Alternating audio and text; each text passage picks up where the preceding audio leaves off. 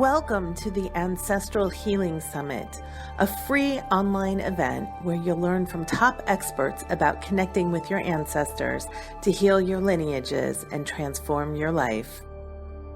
Share this powerful program with your friends and family, and come join us on Facebook at The Shift Network. And now your host, Lisa Bonis.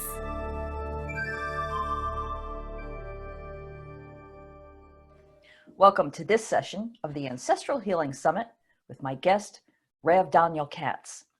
Our topic today is consciousness, soul families, reincarnation, and ancestral healing, a Kabbalistic perspective. Emerging as one of this generation's leading spiritual teachers, Rav Doniel Katz is a visionary educator, internationally sought-after speaker, and the creative force behind the Elevation Project. His mission is to reveal the hidden experiential dimensions behind the ancient Torah and Kabbalistic tradition to allow people everywhere to experience its spiritual depth, beauty, and transformative power. Doniel, thank you for joining us today. It's always such a delight to spend time with you. Welcome. Thank you. It's wonderful to be here with you, Lisa, and all the friends of Shift around the world. Hello, everybody.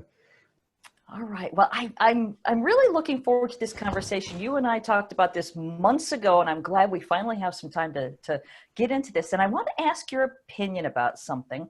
Sure. As you know, the people watching this are most likely already doing a lot of inner work. And ancestral healing is fast emerging as an essential tool, at least in the Western world. What do you think that is? Why is it emerging now? There's a lot of fascinating things that are emerging now, and ancestral healing is certainly one of them. I mean, on a basic level, in the Torah Kabbalistic tradition, everything in the world exists on 4 levels of depth. There's the basic apparent level, and then there's more and more kind of deeper mysteries under that. And I think, thanks to things like the Shift Network and a lot of things, there's so much access today. There's like a buffet of possibilities. It's not just like, I didn't know I can work on my inner world, or there's something called psychoanalysis that I can go to.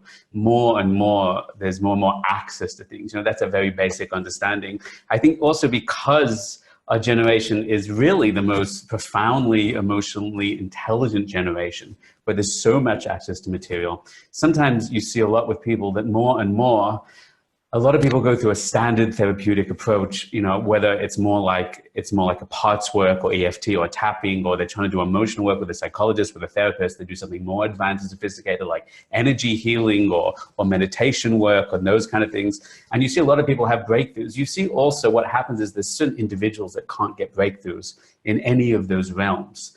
And because we're in such a sophisticated generation of access to these tools and wisdom, what happens is some people are still hungry and they're still yearning. They feel that there's a code that they haven't quite cracked.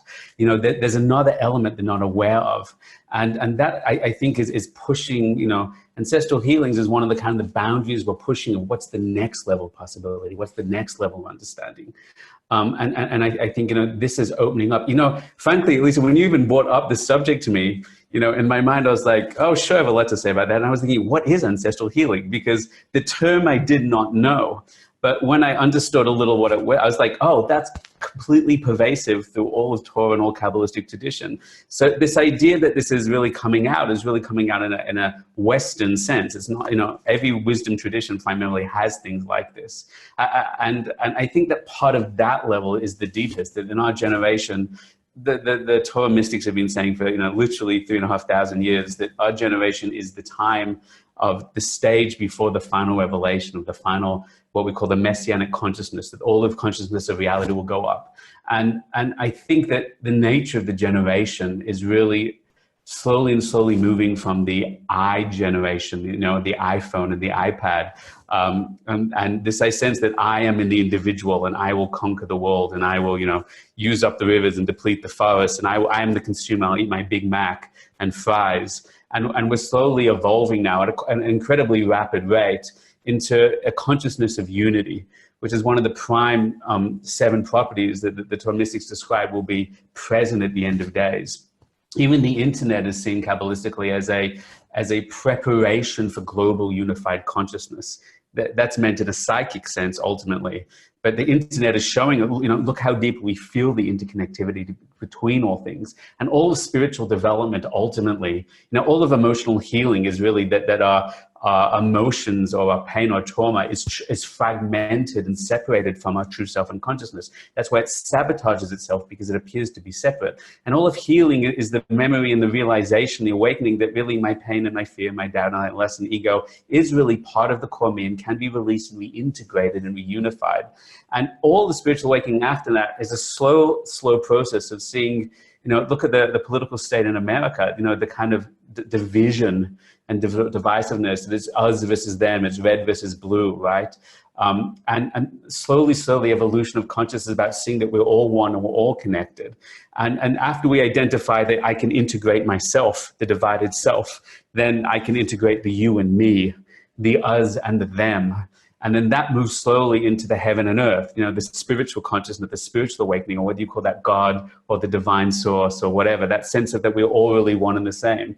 And once you expand to that, and those sensitivities, are becoming more and more awakened to everybody in our generation, then the concept of time and the us versus them of history, the previous generations or the previous family from, 3 generations, 10 generations, 100, then that also starts to kind of crunch down. Are they all so separate? Are they all so different? Are they really other than me? And when you open up your consciousness to influence, Torah sources and Kabbalistic sources for thousands of years have discussed by connecting to great spiritual masters throughout history as a meditational skill set. You receive influx, you receive blessing, you receive guidance through that. Then when you open up to receive blessing, then if you're sincere about spiritual development, to open up to receive blessing, you're also opening up to hold space for responsibility. Because just as I want to connect to the blessing, there's those that I can hold space for, to heal, to grow. And that's part of this generation's incredible, ever-expanding sense of the true awareness of Shema Yisrael, Shem Elokeinu, Shem Echad. The primary staying of Torah tradition is the awakening that everything is truly one. And while that happens internally, and why that must happen culturally and politically and spiritually, it also happens generationally. And when we open up the awareness of all those levels, we receive blessing, and we also take on responsibility. It's primary through even the halachic, the boring halacha legal works of the Torah tradition, is that our actions every single day, while absolutely techniques whereby we take spiritual responsibility and do healing on our ancestors and healing on their souls, that's not seen as a once-off occasional technique, a meditational technique we can enter into.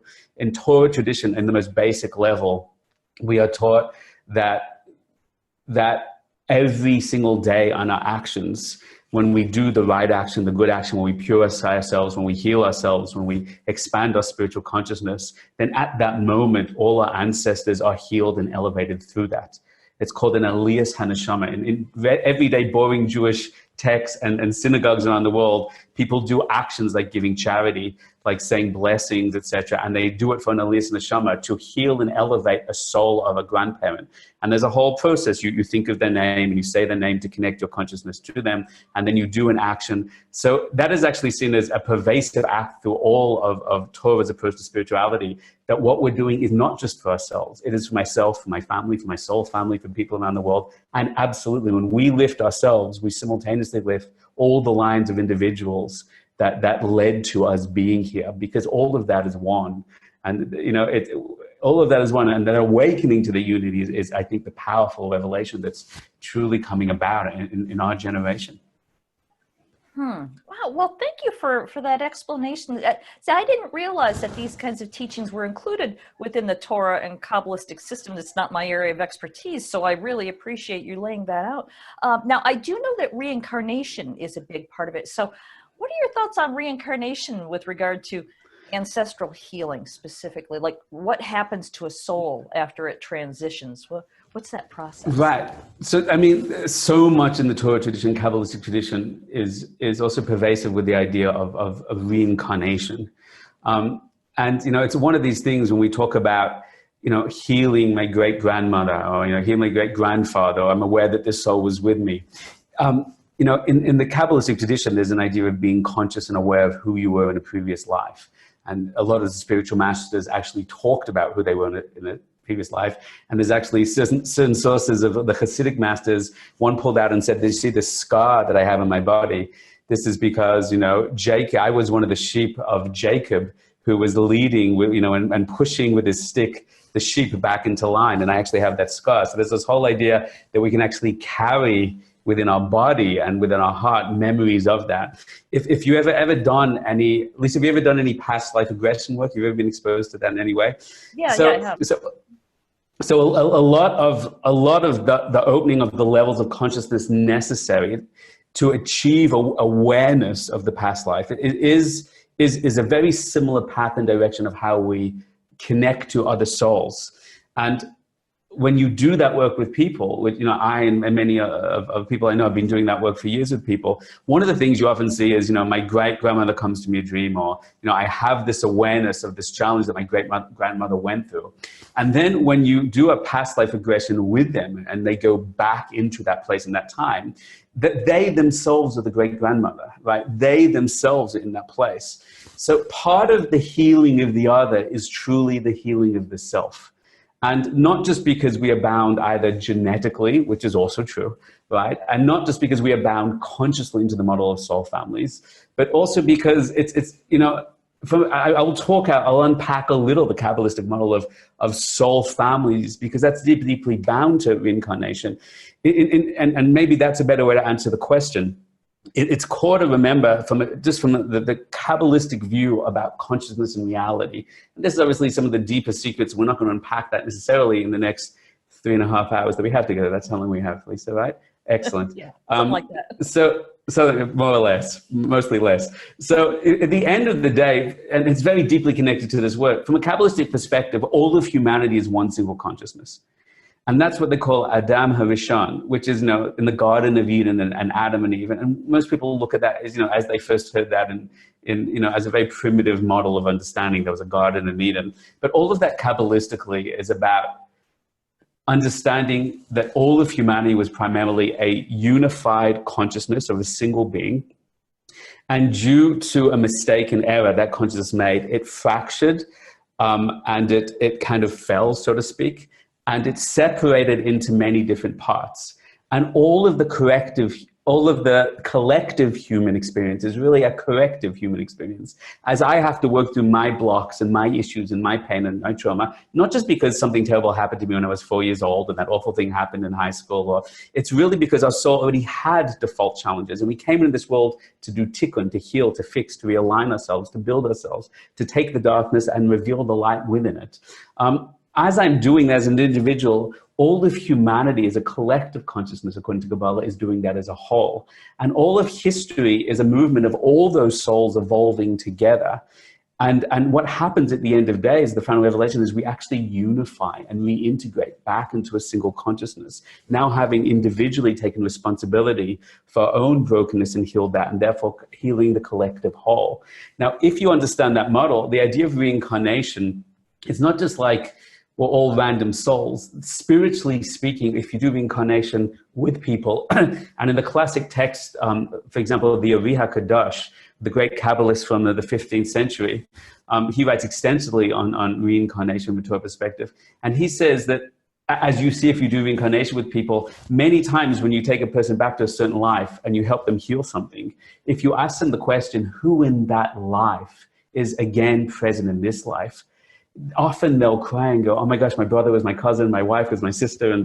And you see that there's this interconnection of core souls together, moving through time together.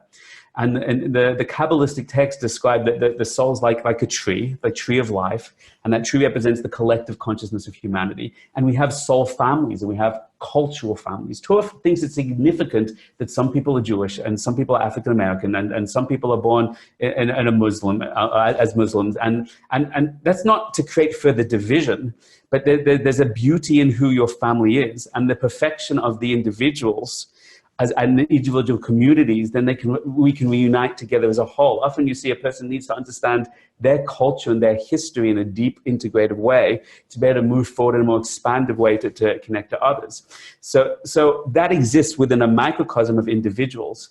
And therefore, often we reincarnate together with core relationships that we are healing over and over again. And often, if you understand that, soul families actually mean they have the same soul. And the reason that we're reincarnating together is because we're all healing different parts of each other. We're all bound one and the same. And therefore, when I'm healing my ancestors, we are the sum accumulation of our ancestors' journey, because really there was a part of us in them, and really there's a part of them in us. So it's not really seen from a Kabbalistic perspective as separate souls throughout history. The deeper you go, the more you awaken to the truth that we're all one and the same. And that's why the smallest acts of our own elevation of personal development, of personal consciousness, actually leads simultaneously to all those souls going up and all those family trees going up. And there's also something called, because the closer you get back to source, the mystics always say that the more unified and singular the soul becomes. So all our family tree today could be, let's say, 10 people, and more an expanded level, that's 100 people, more expanded level, that's 1,000. But the further you go back in generations, all of them were actually embodied in a singular individual. And they're called an Islamic Lally, which is an all-encompassing consciousness. And they can often be guides or teachers or leaders of the collective, if you will, because they are really, in truth, the source of the collective in that consciousness. From a Kabbalistic perspective, all the true great spiritual leaders of the generation, every generation, are so, not because they're individuals that lead us well, but they understand us because our souls are rooted in their consciousness. So in that sense, and I'm sorry if I'm getting a little abstract here, in that sense, the idea that we are healing individuals, separate, distinct elements moving backwards in time is still a kind of temporal illusion, if you will. And the truth is that we are all deeply connected to each other. We are still bound at the present tense with each other. And part of the healing is actually the reintegration of that, is the awakening, the realization of the unity, of the fact that I can think of my grandmother, and I can hold space for her pain, and I can dialogue with her in my consciousness, and I can ask her to enter into the light, and I can ask her to release. And it's an amazing thing that Torah Jews say when they say prayer, that there's an idea called tshuva every day. Tshuva means, the technical religious terrible translation is repentance. I do repentance for my sins. But if you actually study the text, that terrible religious sentiment actually means to return and to release myself from my errors, from my mistakes, from all my fallen nature, and reintegrate that, and reintegrate my mind, release the negativity, the negative energy I've created, the negative emotional binding I've made with destructive acts of behavior, and return to my true awareness. And there's a whole process that a Torah Jew does every day where they say certain words to release the negative energies they've created, and that's called tshuva, to return. In the text, what we say, we literally say every day, which is deeply, deeply profound. We say, I'm about to do tshuva, this act of releasing all the negative energies I've created to return to my full conscious self for myself and for my ancestors. And therefore, by me releasing everything I'm carrying, I'm choosing energetically to bind with them because I am them. And I'm holding their buildup, I'm holding their energy, and I'm simultaneously releasing all their energies and all the negativity of their souls, and their soul goes up. And through their soul going up, my soul goes up. Through mine going up, their goes up, because we're all bound in one and the same. So through healing myself, I am healing the others. And even the fact that I bind my consciousness to them as a particular technique can dialogue, interact with them, and heal and elevate them, is primarily because we are connected. My soul is connected to them. Their soul is connected to mine. And that's why there are souls that we are more able to access and work with easier, rather than some souls that are further. Sometimes when you're deep states, you can try and channel something to someone and you can help them. And sometimes you feel like they're not your responsibility. Sometimes that comes up that they have to be connected another way to something else. They have a bind to someone else that needs that healing. So this idea that ancestral healing as a conscious technique is really bound to the idea of the unified source soul. It happens in separate channels of consciousness and trees. It's bound to the fact that often you are that soul in a past life, or they are another part of you. And I'll say one other thing, just for bonus time. There's a very profound teaching in Kabbalah about reincarnation, which in many, many generations, the more you're reincarnated, you master things and you make incredible breakthroughs, and in some lives you have great abilities. And so why is your soul not the most genius supernatural being right now? I mean, Lisa, yours is. I'm talking about everyone else with problems in the group. And the answer the mystics give is when your soul gets perfected, any dimension of it that gets perfected actually elevates up. And the part that reincarnates is the broken part that still needs to do the healing. So the further we go on in time, the reason that in some ways there's more challenges in our generation, more problems and more brokenness in some degree, is because we are the, don't take this personally, on the bottom of the barrel, so to speak, of all the parts that hasn't been healed. And what one of the steep Kabbalistic teachings about that is that as we are able, Kabbalistically, as a technique, this needs to be taught, as you are able to connect with other souls around you and bring in support and bring a blessing, so too you're able to create with great spiritual masters, the great Kabbalists of all of history, and get them to guide you. Sometimes you feel you don't have the resources, you don't have the consciousness. I haven't seen movies for a long time, but I have a student that told me that in the new Star Wars movie, this woman came to me and said, wow, she's lying there on the floor at the end, she has no consciousness, and she calls up all our ancestors. And she said, well, Rabbi Katz, that's what you taught in the class, that she draws in that blessing. So I just want you to know, Rabbi Nachman of Breslov says this unbelievable teaching. One of the things you can connect to is not just the people you can heal and not just the great masters. You can actually choose in your consciousness to connect to the perfected part of your own soul, which was perfected in other times, but is not manifest here, but it is connected to you. And by connecting and choosing to draw it into you, you can actually draw that energy and light in.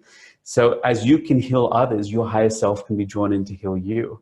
And this is because of the interconnectivity of all these systems together. Was that a bit overwhelming? I apologize in advance if it was. Overwhelming isn't the word, but that's a lot to chew on. So let's take that apart just a little bit. Because the first question that I asked is, in your opinion, why is this sort of happening now and why is it becoming essential? And what you were saying there led me to thinking about the fact that right now genealogy has become a big obsession, DNA testing, the whole thing has become this sort of a global thing that people are now doing.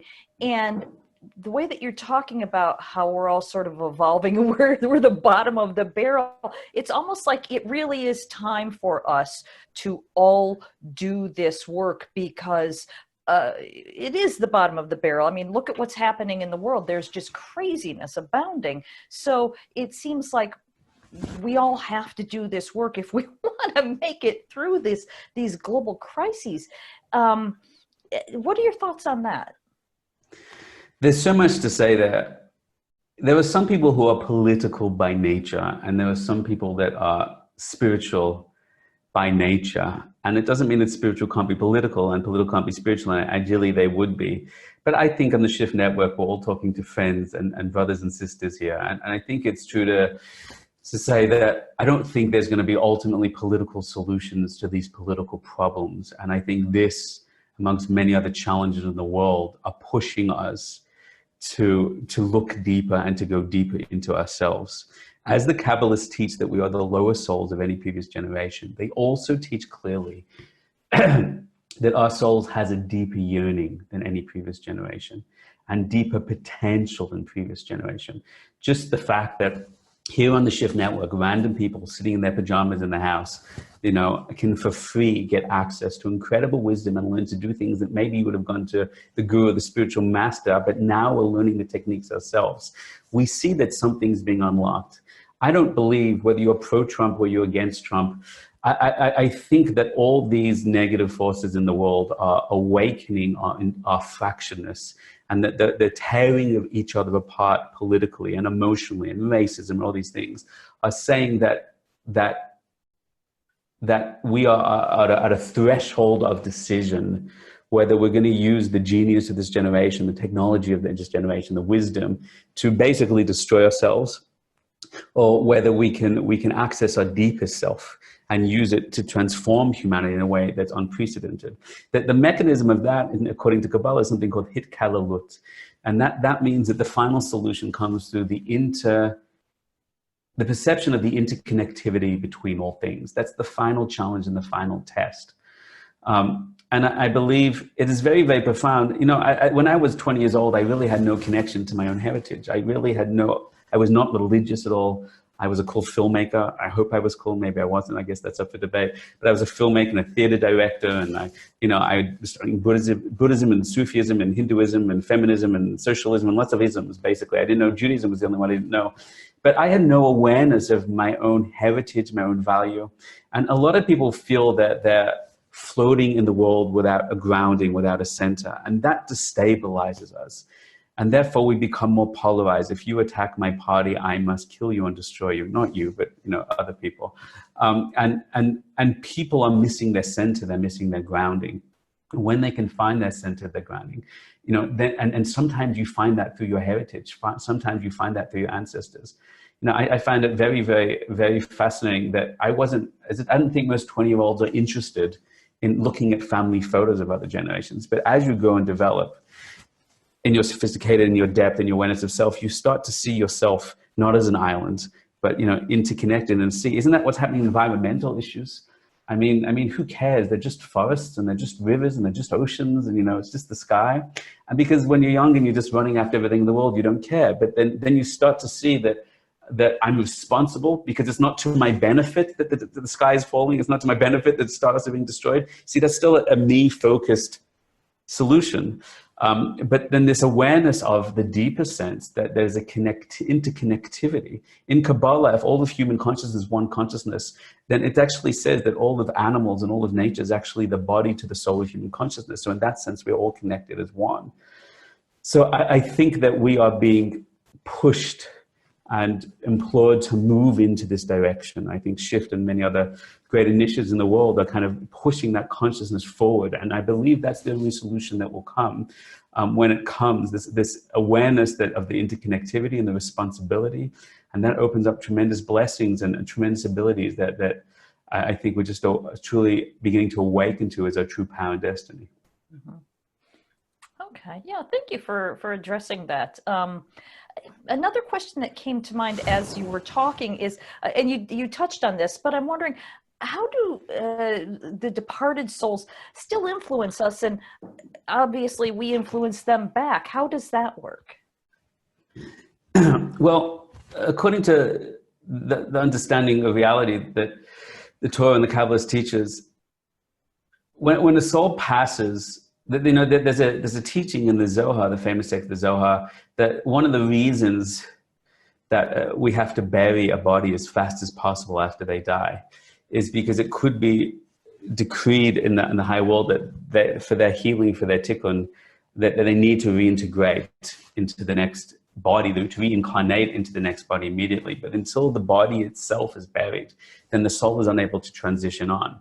There's a whole process in Torah, in Kabbalah, in the basic legal code that teaches us the entire process of what happens to a soul once it passes. In the first 24 hours, we're supposed to, the Torah tradition is we actually stay with, there always has to be people with the body because the soul is very bewildered at the beginning. When it's separated, it's still bound to its ego identity. Often souls, unless their souls are masters, which immediately transition into light and revelation and transcend into the higher worlds. Most and often, unfortunately, most souls are bound. They find that there's an awakening of the conscious self, of the higher self, but there's a binding to the body. The soul often doesn't want to leave the body initially. It's quite disorientated. And then there's actually a whole process of the first day of the 7 days. There's a thing called the Sabbath, the Shabbat, and the Shabbat is a day of rest and a day of spiritual awareness. And the Kabbalists teach that when a person conditions themselves during their living period to pull back from the world and enter into higher consciousness for 7 days, then what that actually does is it conditions the soul when the person dies. That if they die on a Tuesday, they're still struggling around the soul, but that energetic momentum on the 7th day, they can expand. And often the Shabbos for the soul is the way to expand out and go beyond that. When a person teaches themselves that they can detach from life through meditation or something, that makes it easier for the soul to awaken to the light and transition into it. Then there's a transition. So the first 7 days is a challenge for the soul. The first 30 days is a cycle. And then the first year is a big process. This terrible word called hell, which is called Gehenim. So what we have to happens within the first year. That happens within the first year. And what that basically is from all our sages speak this out in depth, is the idea that when a soul leaves this world, and this is the core teaching, the reason we are supposed to be spiritual beings in this world, one of the reasons, not the only reason, one of the reasons is that when we transition, to the degree that we were conscious and aware of the interconnectivity of all things, the lessening of light, of the divine, of God, of Hashem, of Source, to love and compassion, when our soul transitions, then it maintains that awareness. We imprint energetically our conscious living mind into the mind of the soul, which influences it. It can trap it, and if a person is living a life of darkness, and it could release and empower soul if a person lives a life of light.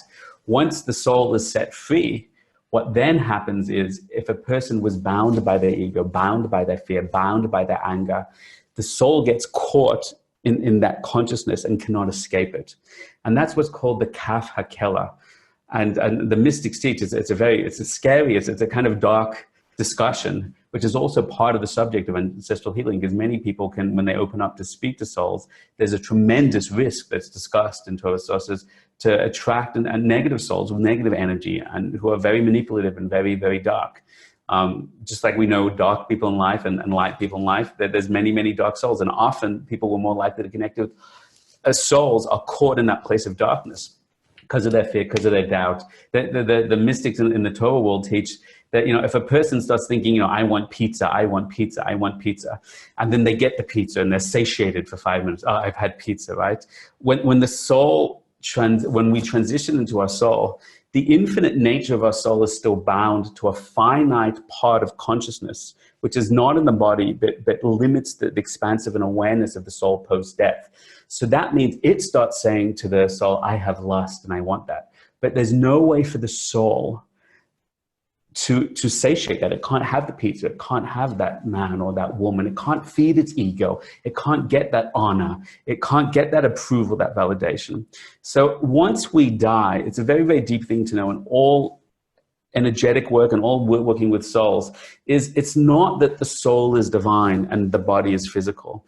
There's even the soul itself has a physical part of the soul, which is a limited consciousness and expanded consciousness. So once the body dies, the soul is still limited by the lower level consciousness of it. And it's because the kaf hakela means that it runs from one side of the world to another. That's how the mystics describe it, trying to satiate its desire. I need love, I need approval, I need control.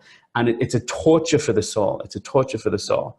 And often it can seek to attach to people to get that love, to get that approval, to get that validation, to get that control. And I don't want to go into the dark side of Kabbalah, but all these things are highly warned against when going into this nature of ancestral healing, because these souls are present and they're out there. And sometimes they can be in here. The dark side of that is something called a dibuk, which is a possession. So, but it doesn't mean there's not good out there and blessing out there and opportunity out there. But when we try to heal something, we have to know, like any healer, you have to know that you can hold space for this, and its darkness is not bigger than your light. And that's a very, very, very key subject and a big responsibility. So those souls moving around, there's a rule in Kabbalah that we should never ourselves interact with the souls that are in the kaf hakela, that are in that stuck, dislocated place. And that's the form of ghosts, and these kind of ideas which are discussed are often, there are other forces called, if we call them negative angels or spirits, which can be that, but often they're these souls that are in this place. And it's not necessarily our jobs as individuals to heal them as a whole, but some of them can be people that are stuck. And none of them are all super destructive. Some people are just lost and they're sweet and they need help. And sometimes by binding our consciousness with them and explaining literally in English, this is your situation and there's an opportunity here and there's goodness here. Now I'm going to do a holy act on your behalf, and I'm asking you to become aware and conscious of what is around you. That is when we can call healing, and that's how we can help them process. There are some people who are very naturally, innately spiritually sensitive, and they do that automatically. There's some people that need to do that just because they're blocked in their emotional, spiritual development. They're not aware that they have an influence from that. So once those souls can be healed or released in their process, then they actually can get to hell. And I know that sounds ridiculous. Hell is when hell in Kabbalah and in Torah is described literally as a place where you are truly awakened enough to confront the darkness that you've created. And that's what creates the pain. And that is a purification process that allows you to then be elevated back. And before we go through hell, you should know, according to the Kabbalistic text, we are first taken to a place of healing. We are first taken to a place of light and release. The Zohar says that the souls of our family, the Zohar says, that we are most connected to from our soul family come to meet us, and they themselves guide us to that place of revelation opening. And then we can choose with our guidance, do we need a reincarnation? Do we need to release and go into the darkness to heal? And some souls who were incredibly responsible in their lives for others, who took on the burden and the blessing of taking responsibility for others, then their souls actually, as you are in life, you continue to be in death. And their souls are blessed often with a gift that they get to come back, either incarnate or non-incarnate, and still help other individuals beyond that. So that's a little of the window into how the Torah, sages explains, some of the mysteries happening in life after death. Wow, that's really fascinating. I can hear our viewers, perking up when you're talking about how you might accidentally invite unhealed souls. And let's just say that someone has done that they're surrounded, or they're attached to relatives who are sort of living vicariously through the physical form. Now, you also mentioned that there's a psychic bonding meditation technique. Is this something that you can use to alleviate these attachments? I'm glad we're bringing this up at the end, because this is definitely at least 3 minutes of something to talk about. I don't know how long we have, but I'm sure it's enough for this conversation. There are many people that go through life in this generation. It's often called they're empathic. And I'm sure most people on the Shift Network suffer or celebrate some kind of sensitivity, including yourself, to an empathic nature. And that means we're more attuned to the emotional inner world of people, of the environment around us.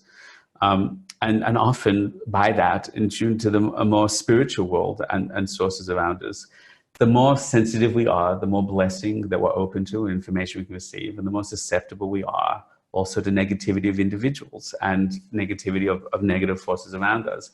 And there are tremendous gifts that you can have as an individual if you have those gifts, if you have that ability, and tremendous burden that comes with that. And I speak a lot about this in my classes, my teaching. And there's a greater susceptibility to negative energetic forces, and that's a simple truth. But in the same way that for those people to develop, for us people to develop, we must become more sophisticated in how we use our consciousness, of how and when we open ourselves, of who we close ourselves to. Often we're so compassionate, we don't want to create boundaries or borders. We don't want to, I'm talking in the physical world with normal people. We don't want to say no to a person when they're suffering. And there's a great sophistication in learning that love, which is primarily a sense of connectivity, also requires boundaries, which is a sense of separateness, if you will. That is just simply amplified 1,000-fold when we enter into the spiritual world, and what can influence and what can step in. And in all spiritual developments, any intelligent, sensitive teacher must always teach boundaries before they teach opportunity. Because, it's really, I was going to use the word tragedy. It's much darker than the word tragedy. To just say, hey, there's energies around you, there's souls around you, we all heal them, have fun, is a highly irresponsible approach. To say, don't do it at all, it's not a part of reality, is delusional, because it is true and it is real, it is a part of reality. We have responsibility, we have an opportunity. It's an incredible healing experience, transformational experience, but we have to be aware of the dangers and the risks. In the same way you wouldn't ask your child, God forbid, to take a fork and plug it into an electricity source, right, and hold it in their hands. You don't tell a person to use their consciousness to bind to others and to be energetically open. You must learn boundaries, you must learn techniques. And there were many sources, and not just involving negative sources. My mother, I'm not sure she wants me to tell this story. She had a fascinating story that she told me not long ago about, she was in a situation where she had to pay something, pay the rent or whatever it was, and she didn't have much money, and she was saving up all month to make sure she had it. She had it on the table, and she went to pay it on the day. She couldn't find it. She couldn't find it at all. And she turned the house inside out and it was totally gone.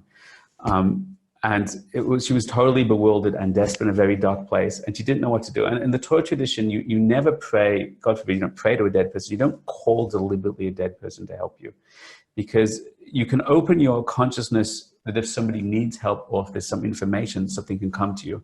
But we don't, and I don't want to create dissonance with any of the wonderful teachers you have here. We don't build an altar or create an altar for a soul or anything, because we don't know whether it's in their interest, let alone our interest, to be brought here into the physical world. And therefore we can be open to, if something needs to be done, may the source, may the light bring that person to me, or may be aware of it. But we don't choose to just yank something to me. So my mother actually just broke down. It was a very sad moment for her, happened years ago, and just cried. And she was praying to Source and praying to Hashem. And she said, Mom, she said to her mom who passed long before, please help me. My mom, because she had to pay rent and she couldn't find it. My mom woke up the next morning and said the money was literally there on the kitchen table right in the middle of the room. And my mom was just shocked and overwhelmed. Like, that's impossible. It's one thing to find it, in the coat, in the bag, in the bottom of a cupboard. To find it right there after you turned the house, that was astonishing. The next night she went to bed, and my mother told me that she had a dream, and her mother came to her in the dream. And the soul, and she felt this was a soul, and the soul of my grandmother, my Nana, said to my mother, I'm glad I could help you, but please don't directly call me on me again, because it was incredibly hard to have to draw me down to that place where it was. I'm helping you in a higher way, but we have to be careful of doing that. And that can create very negative spiritual outcome for others as well. So there's this whole sensitivity of boundaries, of responsibility. Sometimes in the New Age world, we can get excited about new powers and new abilities that we're not fully aware of the true awesome responsibility that comes with them. And with all that in mind, vis-a-vis a technique, while some people don't need techniques because they're naturally intuitive, the techniques of this stuff are deeply connected to the techniques of reincarnation, of what's called the Vekas, which is the primary state of all mystical tradition, which is I have a conscious ego self and I have a higher divine soul. And all the classes we teach in our program, and many spiritual masters are teaching, is the idea that if we quieten our mind, we can open up to a higher consciousness, a deeper state, a more expanded awareness. And in that place, I'm not a separate from reality. I'm source. That in the today in the New Age world, it's often called the quantum realm, whether it's truly quantum or something deeper and more expansive. When I quieten the mind and I go into the inner place, then what I'm able to learn how to do is control my will. And that antenna, in a simple way of saying it, when I quiet the external mind, I can enter into that place of light of source self, which is a technique you learn how to do. Then I have an antenna which I can choose with my conscious mind what to tune it into and what to send out and what to receive. But that's the superficial way of understanding it. In a deeper way of understanding, when you're in your source mind, you don't have an antenna. You are truly one and bound with those things. You are truly one and bound to those generations. And therefore, by willing it, if a person's ever experienced the astral projection before, when a person learns to master it, what they're able to do is actually move from one place in the world to another and potentially to higher worlds. And they're able to do that simply with a will. And the sense of the will of the choice, the will of the decision moves them, and suddenly they are there. And what a person is able to do is Hiskashrus means to psychically bond with another by first accessing the quieting of the mind, hashkata, yeshuvadat, or the Hebrew words, then moving to what's called keter das elyon, the highest super consciousness, the crown awareness above the head. And then when a person learns how, then they can choose to connect. In the Torah sources, we don't necessarily, we have to be very careful, choose to bring a soul to me, except for spiritual master that we choose. But if there's something we're looking to answer or something we're looking to connect, we can open up to Hashem and ask. And sometimes we find the souls of that which we need to connect with here are brought to us, and then we can interact. But we always must make sure, if in doubt, leave it out is the rule. If in doubt, if there's negative energy, in the same way you're aware and conscious in the real world, who's sane and normal and who need boundaries for, even more so we want to be conscious. And don't get so high on the new drug that we're willing to say, hey, I'm going to call everything to me because you can. Just because you can do it doesn't mean we shouldn't do it. There's a great responsibility. And all these things we need to hold in mind together. Okay, great. Wow. When in doubt, leave it out. Good words. Now, before we go any further in our conversation, because we're running low on time, unfortunately, I want to make sure that I mention your website. That's elevationproject.com. Is that the best way for people to connect with you if they would like to learn more? Sure. We have teachings available. We have lots of YouTube videos. We have a whole online program called the Elevation Mastery Program that's accessed through that site, or elevationmastery.com. We have hundreds of people around the world learning these techniques, learning how to master them. We do retreats and seminars and lots of wonderful things. There's an email. People have questions, they can contact us through that site in general. But we'd love to learn and share the process with many people that resonate with the teachings. Okay, perfect. Now, as you've mentioned, we could talk for days and days and days about this. So it's going to be hard to narrow this down. Before we go, what have we left out that you want to make sure that we talk about?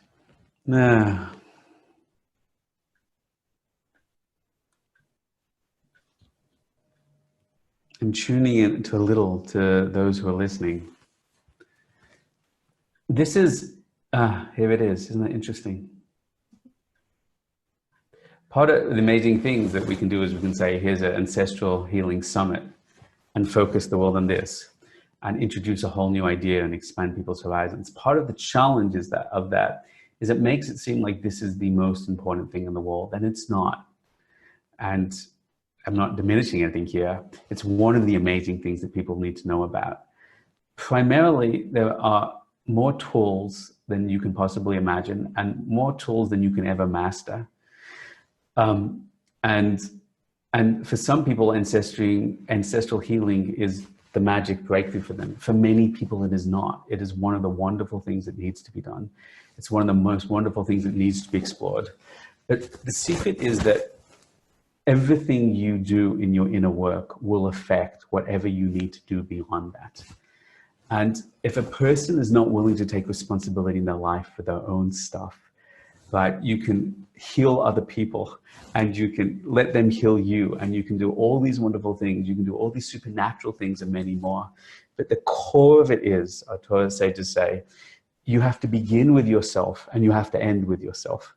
That's not being selfish. That's the core responsibility. Your ancestors are embodied within you. They ride into reality through you. And your issues with your husband and with your wife and with your work and with your self-esteem and with your trauma and your victim consciousness and issues of denying a higher God or higher truth and pushing off our heritage and all these kind of things.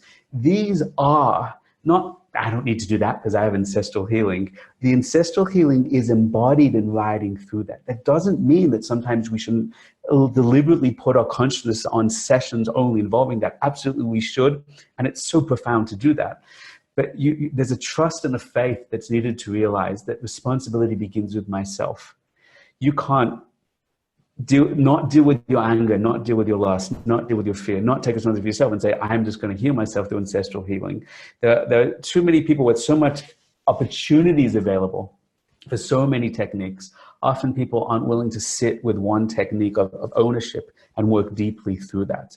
And I'm not saying that means you should do that and not do that. That's why I'm here, because I believe in this stuff and I think they should. But if you begin with yourself, responsibility for your own life, your own inner world, your own emotional issues. And ancestral healing is one window into that, but it doesn't end with that. Most people will not find ancestral healing knocks everything out and it's game over. So this should be taken as one of the wonderful factors to integrate into the ultimate way that I take responsibility for myself and the world. But responsibility begins at home with our own issues of responsibility there. And more than that, I'm not just saying something boring, don't be supernatural, be natural. What I'm saying is there's supernatural in that natural. The anger issues we have are continuations of our ancestors, and they're hoping that we will heal their issues through healing our own issues. So we shouldn't push that off to work with them. We should work with them, but also keep remembering the core of your own responsibility. And through that, in Torah sources, all these things are real, all these supernatural things are real and possible. But when we are working on ourselves and connecting ourselves to source, everything we need to do will be brought to us. And if we access all the fun things, but we don't take responsibility for ourselves and a connection to source, then even if we go to ancestral healing, that many people do, it's true, it will not be a breakthrough to them. It will not be incredible for them, because the self and the source are the key dimension through which everything else can be made possible. That is what I feel needed to be said. And then from here, I think I'm done. All right, beautifully stated. Thank you for that reminder. I even needed to hear that myself. If there's anything you need to remind me, I'm also happy to take it right now. I think that does it. Doniel, thank you so much for being here with us today. I truly appreciated your time and your wisdom and your fun and all that good stuff. So thank you for being here. You're welcome, Lisa. And I don't know if anyone's interviewed you, but you are now the sum accumulation of all the wisdom on this planet on this subject. So I would like to, if you ever have time, I'd like to do an interview with you on everything you've learned through this project, but at least having your opinion and perspective, because I'm sure you've learned from so many interesting people by now. It must be amazing what you're holding within. I've learned amazing things. This is the second summit now. I've interviewed so many people and I've done so much research, and it would take days and days. So you and I should just set up our own network, you know the feeling. our own channel. The Shift to Us network. It's kind of ego-based, but I hear what you say. Okay, I'll be quiet and you wrap it up. All right. Well, once again, thank you, Rav Doniel Katz. And I want to thank everyone for joining us today. I hope you enjoyed this conversation in the Ancestral Healing Summit. Thank you for joining the Ancestral Healing Summit, brought to you by the Shift Network. To learn more, visit ancestralhealingsummit.com. To learn more about our global programs to support you in waking up in all the areas of your life and taking inspired action, visit theshiftnetwork.com. Thank you again for joining us and for sharing this empowering path of healing your lineages with your friends and family.